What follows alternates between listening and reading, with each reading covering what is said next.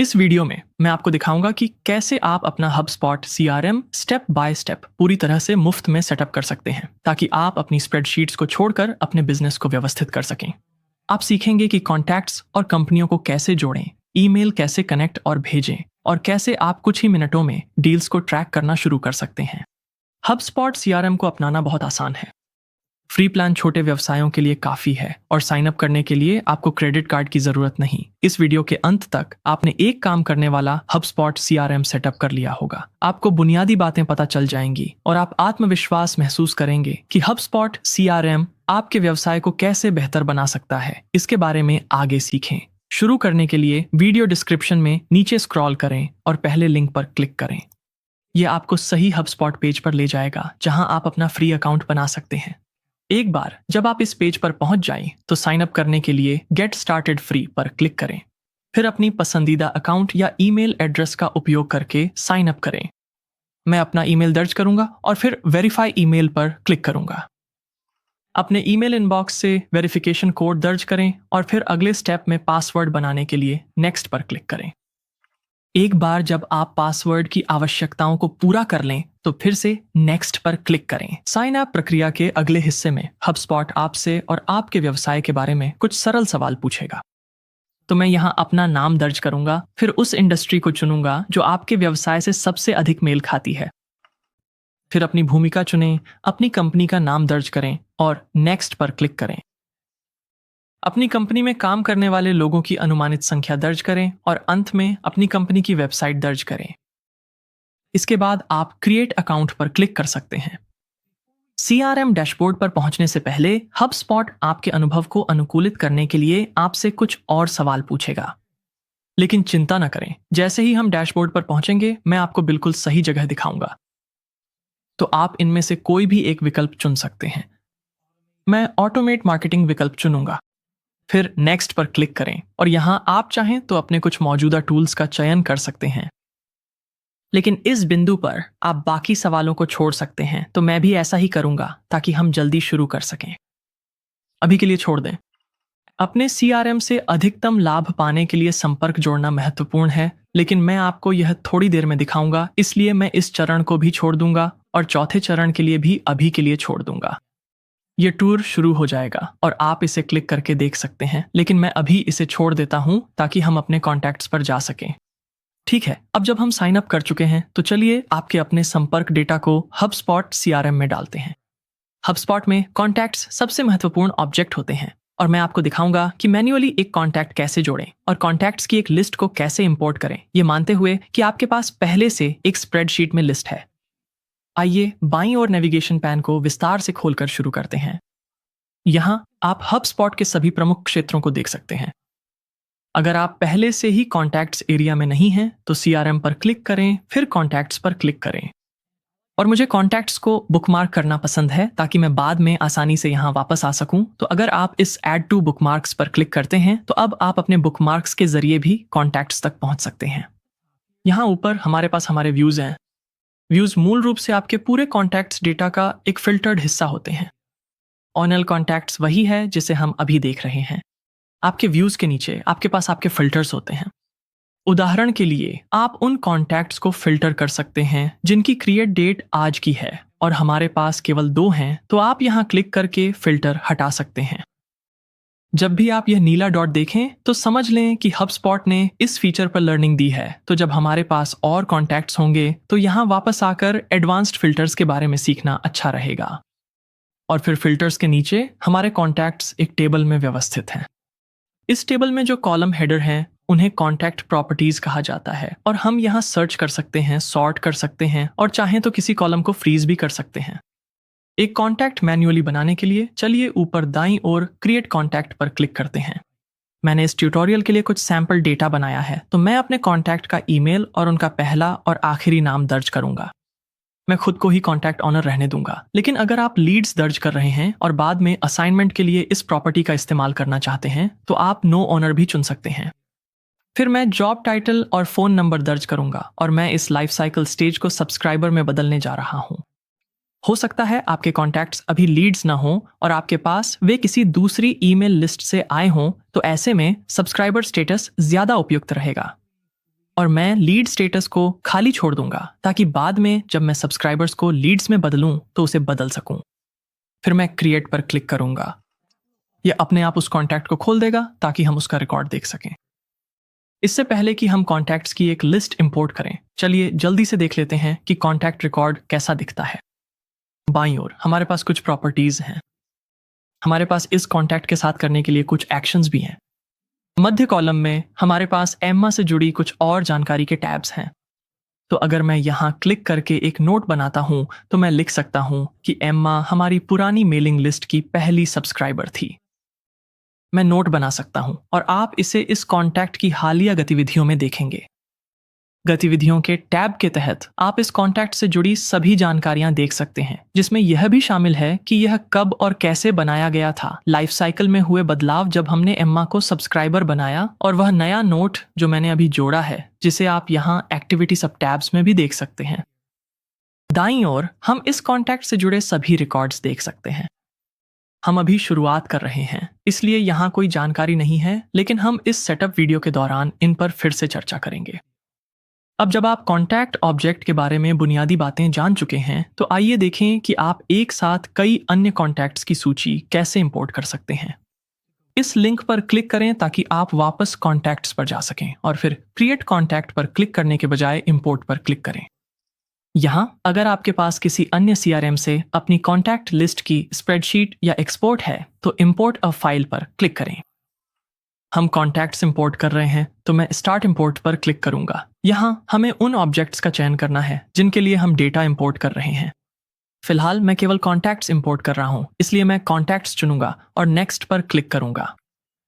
File upload करने से पहले अगर आपने खुद से कोई फाइल तैयार नहीं की है तो आप हबस्पॉट की उदाहरण फाइल डाउनलोड कर सकते हैं। मेरी फाइल उनकी फाइल का विस्तारित संस्करण है, इसलिए मैं अपने टेम्पलेट का लिंक वीडियो डिस्क्रिप्शन में शामिल करूंगा। ये कॉलम मूल उदाहरण फाइल में शामिल थे और फिर मैंने ये वाले कॉलम जोड़े हैं। चूज अ फाइल पर क्लिक करें और फिर अपनी फाइल चुनें। मैं क्रिएट एंड अपडेट कॉन्टैक्ट्स चुनूंगा क्योंकि मेरी सूची में वह कॉन्टैक्ट शामिल है जिसे हमने पहले मैन्युअली जोड़ा था और मेरे पास कॉन्टैक्ट टू कॉन्टैक्ट एसोसिएशन नहीं है, इसलिए मैं नेक्स्ट पर क्लिक करूंगा। इसके बाद आपको अपनी मैपिंग जांचने का मौका मिलेगा। हबस्पॉट आपके स्प्रेडशीट के कॉलम नाम को CRM में सही कॉन्टैक्ट प्रॉपर्टी के साथ मिलाने में बहुत अच्छा है, लेकिन अगर यहाँ कोई त्रुटि है तो आपको कुछ छोटे बदलाव करने पड़ सकते हैं। भविष्य में इंपोर्ट करते समय आप इस डोंट ओवरराइट बॉक्स को चेक कर सकते हैं अगर आप यह सुनिश्चित करना चाहते हैं कि बाद में कॉन्टैक्ट अपडेट्स के दौरान कुछ प्रॉपर्टीज ओवरराइट न हो। यहाँ सब कुछ सही लग रहा है, इसलिए मैं नेक्स्ट पर क्लिक करूंगा। इंपोर्ट नाम के लिए मुझे आज की तारीख जोड़ना पसंद है ताकि अगर वह पहले से मेरी फाइल के नाम में न हो तो भी शामिल हो जाए। यहाँ आप इस इंपोर्ट के आधार पर एक नई कॉन्टैक्ट्स लिस्ट बना सकते हैं, लेकिन मैं सिर्फ इन कॉन्टैक्ट्स को अपनी ऑल कॉन्टैक्ट्स लिस्ट में जोड़ना चाहता हूँ। इस बात से सहमत हूं कि आप इन कॉन्टैक्ट्स को इंपोर्ट करने के लिए अधिकृत हैं और फिर फिनिश इंपोर्ट पर क्लिक करें। हबस्पॉट को यह दिखाने में कुछ मिनट लग सकते हैं कि इंपोर्ट पूरा हो गया है और आपको एक नोटिफिकेशन भी मिलना चाहिए। इंपोर्ट के बाद आप देखेंगे कि हम डेटा मैनेजमेंट टैब पर आ गए हैं और अगर हम वापस क्लिक करके डेटा इंटीग्रेशन पर लौटते हैं तो आप अपनी पिछली इंपोर्ट्स की सूची देख सकते हैं। इंपोर्ट पर होवर करें। आइए यहाँ क्लिक करके उन कॉन्टैक्ट्स को चेक करते हैं जिन्हें हमने अभी अभी इंपोर्ट किया है। एक बार जब हमारे पास कुछ कॉन्टैक्ट डेटा हमारे CRM में लोड हो जाता है तो अब हम कंपनियां जोड़ सकते हैं और अपने कॉन्टैक्ट्स को उन कंपनियों से लिंक कर सकते हैं जिनसे वे संबंधित हैं। नेविगेशन में CRM और कंपनियों पर क्लिक करें। मैं इसे भी बुकमार्क्स में जोड़ दूंगा।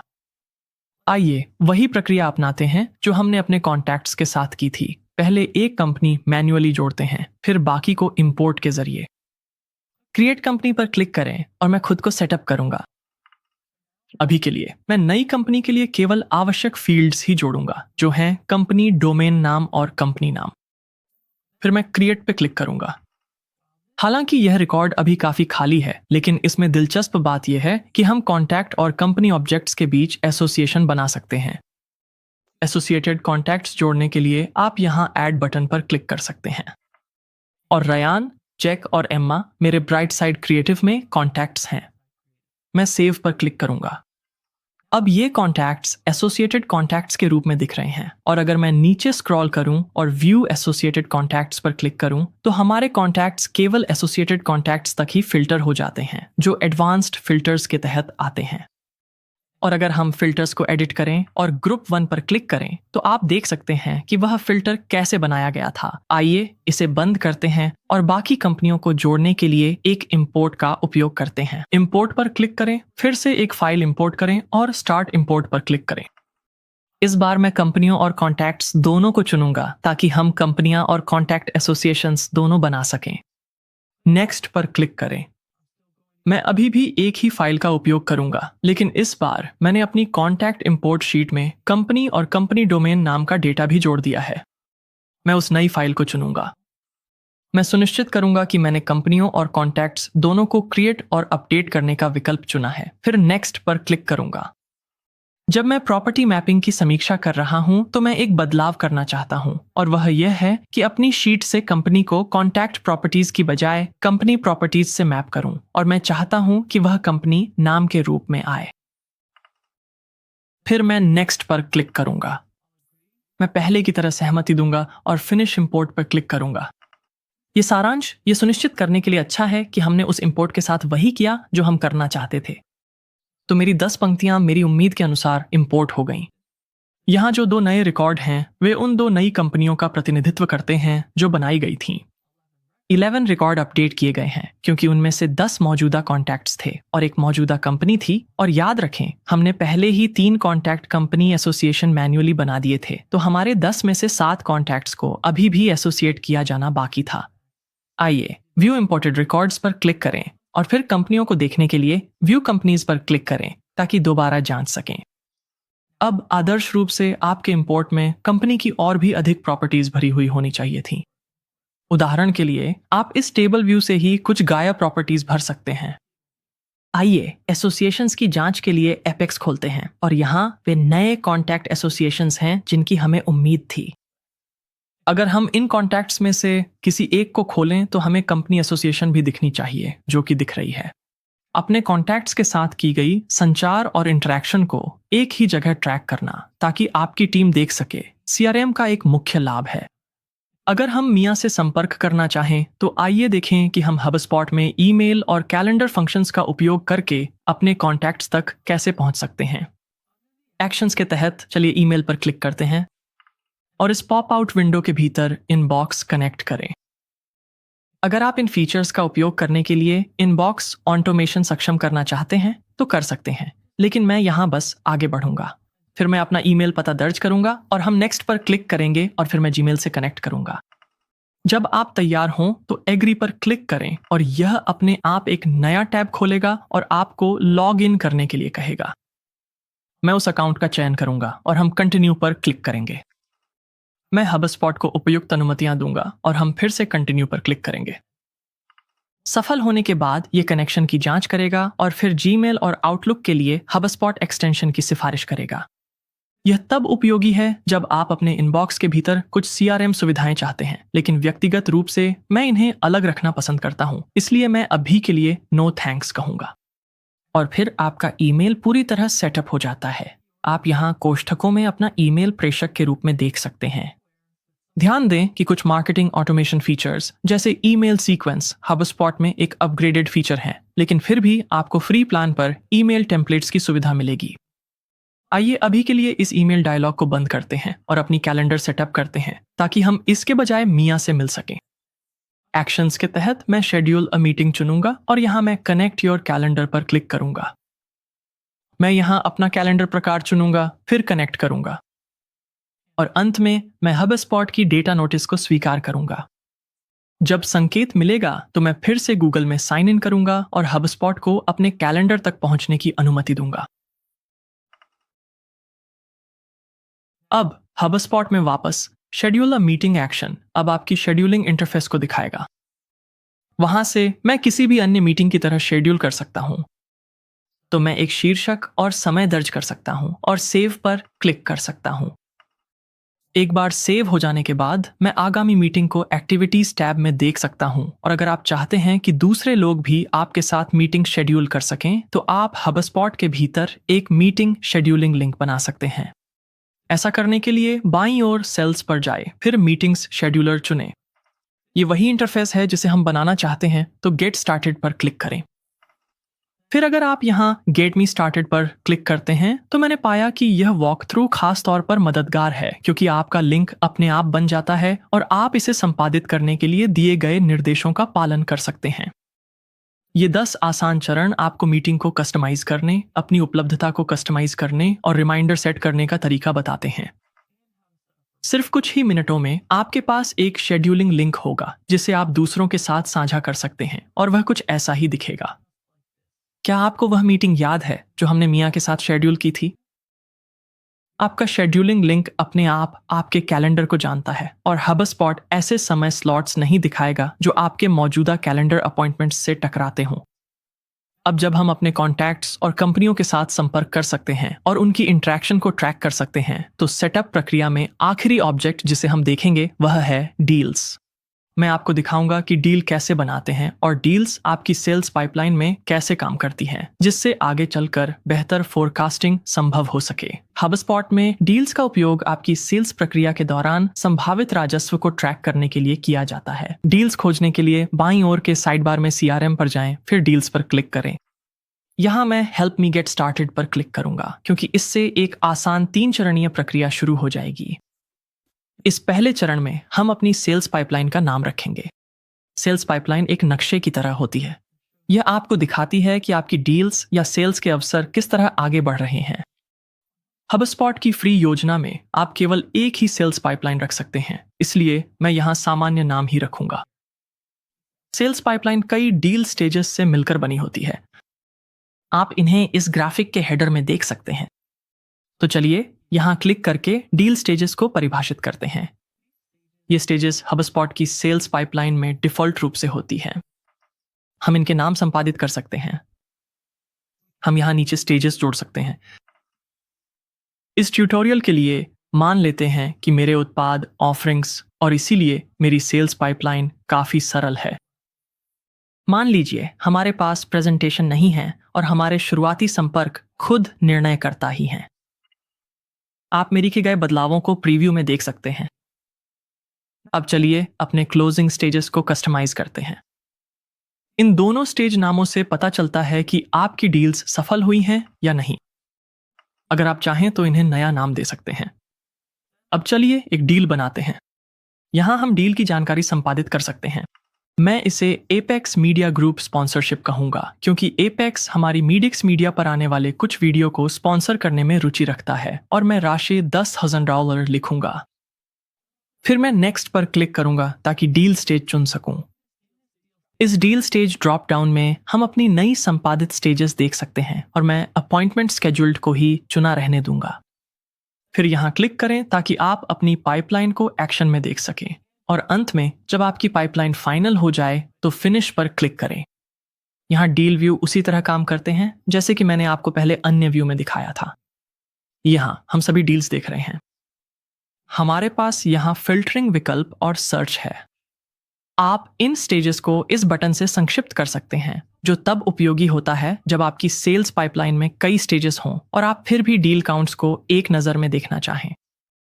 और डील्स को पाइपलाइन में आगे बढ़ाना उतना ही आसान है जितना कि उन्हें एक नए डील स्टेज कॉलम में ड्रैग करना। डील रिकॉर्ड की डिटेल्स देखने के लिए बस टाइटल पर क्लिक करें और यह खुल जाएगा। जैसे हमारे पास अन्य ऑब्जेक्ट्स के लिए रिकॉर्ड्स होते हैं, जैसे कि कॉन्टैक्ट्स और कंपनियां, वैसे ही यहाँ भी आपको बाईं ओर महत्वपूर्ण प्रॉपर्टीज दिखेंगी, जैसे कि क्लोज्ड डेट और स्टेज। एपेक्स ने पहले हमारे चैनल को स्पॉन्सर नहीं किया है, इसलिए हम डील टाइप जैसी प्रॉपर्टीज को एडिट कर सकते हैं ताकि इस डील को नया बिजनेस के रूप में लेबल कर सकें। हमेशा की तरह अगर मैं एक्टिविटीज टैब पर क्लिक करता हूं तो मैं देख सकता हूं कि इस डील के लिए कौन कौन से बदलाव किए गए हैं। उदाहरण के लिए, जब मैंने इसे सेल्स पाइपलाइन में एक नए स्टेज में मूव किया था, और दाईं ओर हम अपने कॉन्टैक्ट को डील में जोड़ सकते हैं। तो मैं ऐड पर क्लिक करूंगा, मिया को ढूंढूंगा, फिर सेव करूंगा, और मैं यहाँ कंपनी के लिए भी एक एसोसिएशन जोड़ूंगा। मैं एपेक्स को चुनूंगा और उसे प्राइमरी कंपनी के रूप में सेव करूंगा। अब अगर हम अपने कॉन्टैक्ट को खोलें तो हम देख सकते हैं कि डील अब वहां भी एसोसिएट हो गई है। अब जब मैंने आपको दिखा दिया है कि कॉन्टैक्ट्स, कंपनियां और डील्स कैसे जोड़ते हैं, तो आखिरी चीज जो हमें करनी है वह है एक टीम मेंबर जोड़ना। इस तरह हम अपनी टीम को अपने सभी सीआरएम डेटा में विजिबिलिटी शेयर करने का पूरा लाभ उठा सकते हैं। शुरू करने के लिए ऊपर मेन्यू बार में सेटिंग्स पर क्लिक करें। मैं यहाँ नेविगेशन पैन को समेट दूंगा और फिर यूजर्स एंड टीम्स पर क्लिक करूंगा। फ्री प्लान 2 यूजर्स की अनुमति देता है, तो अगर आप एक सोलोप्रेन्योर हैं या आपकी टीम बहुत छोटी है तो शायद आपको बस इतना ही चाहिए। अन्यथा यह आपको अपग्रेड करने का निर्णय लेने से पहले इसकी कार्यक्षमता को टेस्ट करने की अनुमति देता है। यूजर डैशबोर्ड हमारे यूजर्स के बारे में सारांश डेटा दिखाता है और आप नीचे दी गई टेबल में क्षैतिज रूप से स्क्रॉल करके व्यक्तिगत लोगों के बारे में और डेटा देख सकते हैं। नया यूजर बनाने के लिए यहां क्लिक करें। अगर आप किसी को इनवाइट करने से पहले सभी परमिशंस देखना चाहते हैं तो कस्टम इनवाइट पर क्लिक करें। लेकिन अपग्रेड करने से पहले संभवतः आप क्विक इनवाइट का उपयोग कर सकते हैं, तो मैं उस पर क्लिक करूंगा। फिर अपने नए यूजर का ईमेल पता दर्ज करें और इस चेकबॉक्स पर ध्यान दें जिसमें लिखा है make super admin. Super admins सभी यूजर्स, टूल्स और सेटिंग्स को मैनेज कर सकते हैं। तो अगर आप किसी पार्टनर को इनवाइट कर रहे हैं या किसी मैनेजर के लिए टेस्ट कर रहे हैं तो आप इसे चेक ही रहने दे सकते हैं। अन्यथा अगर आप इस टीममेट को बेसिक परमिशंस के साथ शुरू करना चाहते हैं तो इस बॉक्स को अनचेक करें और आप बाद में कभी भी उनकी परमिशंस बढ़ा सकते हैं। इसे भेजने के बाद HubSpot एक यूनिक इनवाइट लिंक भी प्रदान करता है। अगर हम ये यूजर क्रिएशन मेन्यू बंद कर दें तो हम पेंडिंग इनवाइट देख सकते हैं और आपका टीममेट शामिल होने के लिए तैयार है। अब आपका HubSpot CRM आधिकारिक रूप से सेटअप हो चुका है और इस्तेमाल के लिए तैयार है। अगर आपने साथ में फॉलो नहीं किया है तो शुरू करने के लिए डिस्क्रिप्शन में दिए गए लिंक पर क्लिक करना याद रखें। देखने के लिए धन्यवाद और अगर आपके कोई सवाल हैं तो नीचे कमेंट्स में ज़रूर बताएं।